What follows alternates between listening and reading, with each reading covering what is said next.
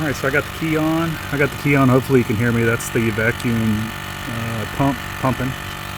This guy. Hey everybody, welcome back to the channel. Working on the truck today, the old white Ford 07 F350. Let's see, since the last time we got together, put the truck up for sale. Haven't had any bites whatsoever. Like, I had one Facebook message saying, is it still listed? So, and that's it.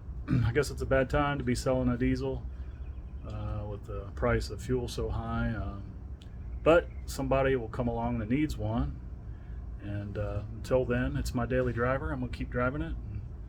It's a good, strong truck, and it's got 270,000 miles on it now, and I'm just running into typical things of old vehicles, and we're working on a bunch of things today, so we'll get you turned around and show you what's going on. Yep, so we got it for sale. It's if any of you out there are interested, it's a 07 F350 SRW, single rear wheel. It's got a 3-inch kit on it that I installed with the help of my friends, and it's got 35 1250s on it. The tires are in great shape.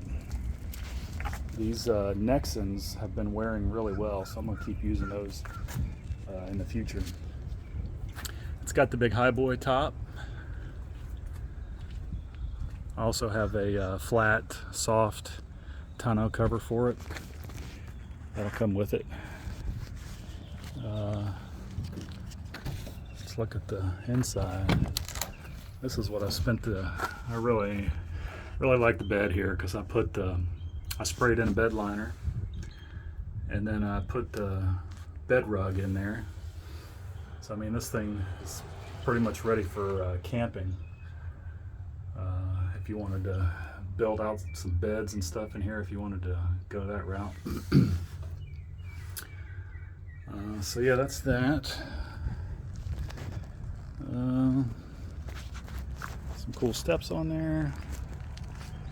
This motor's, just like I said, it's got 270,000 miles on it. It's been studded, deleted. I got 5-inch exhaust.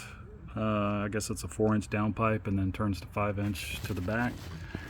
I didn't do one of the cold air intake things, but I do have one of the high flow filter elements in there, one of the oilable, cleanable ones. It's got a little eye candy for the charge tubes. It's got high output alternator on there. Just put 2 fresh batteries in there. So anyway, until somebody's interested in buying it, I'm going to keep driving it and working on it. And I'll tell you what I got going on today. I started smelling fumes in the cab, and came out and saw that it's kind of wet under the fuel filter. In here. I got it all cleaned up now. I got it all cleaned up back there. Cleaned up and dried, so now I can watch it more closely and see exactly where it's leaking, so I'm going to fix that. But then the other thing was, shouldn't really be smelling the fumes in the cab. So when I turn the key on, the vacuum pump cuts on. So I know I got a leak somewhere, and I spent a couple hours this morning looking for it.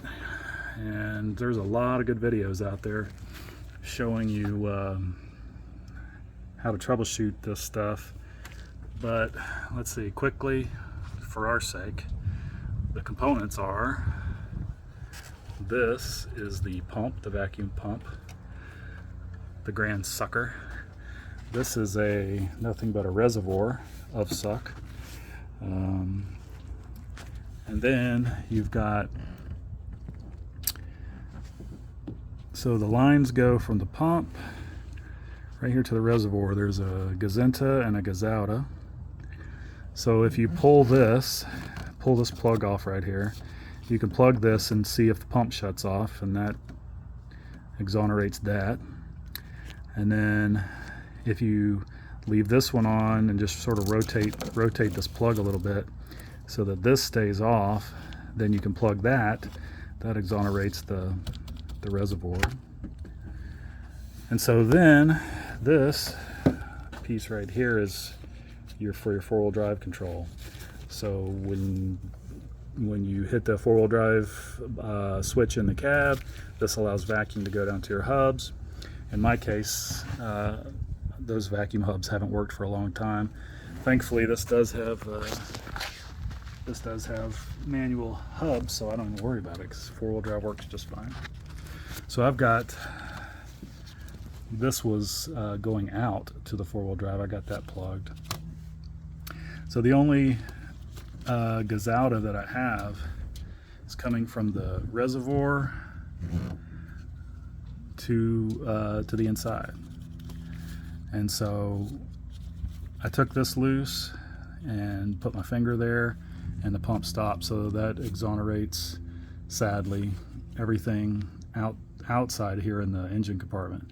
All the videos I watched that were saying, you know, oh, nothing hard, I'm not going to say it's impossible, but nothing ever goes wrong inside the cab. Well, this is me, so that's my luck. So I started, tracing where this goes, and it goes down, it goes around, down into the cab, behind the glove box.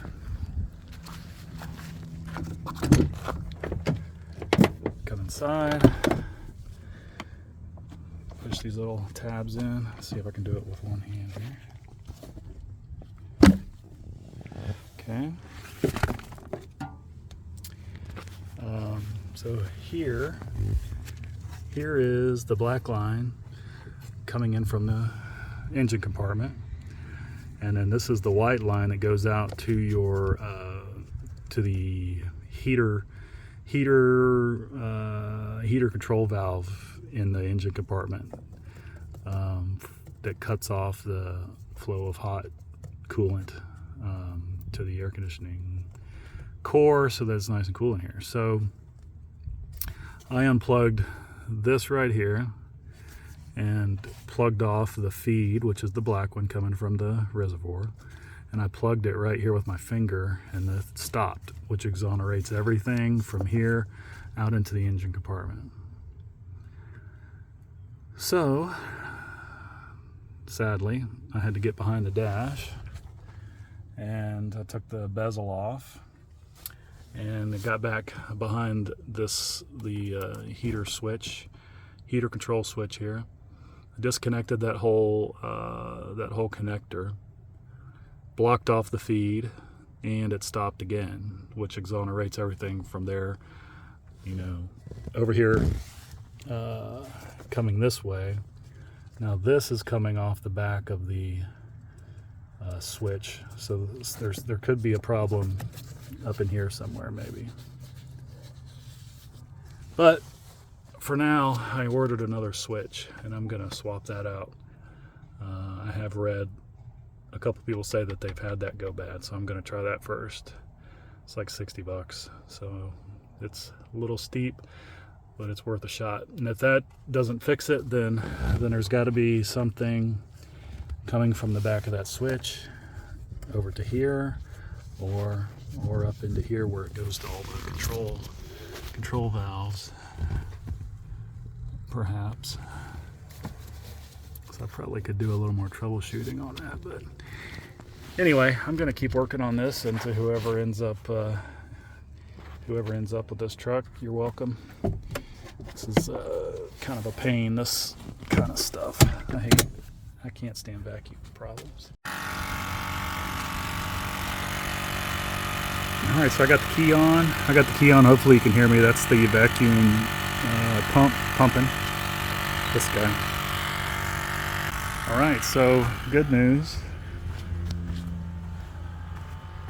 While I was just recording that last little segment, I thought, man, I should take this loose here, which I did.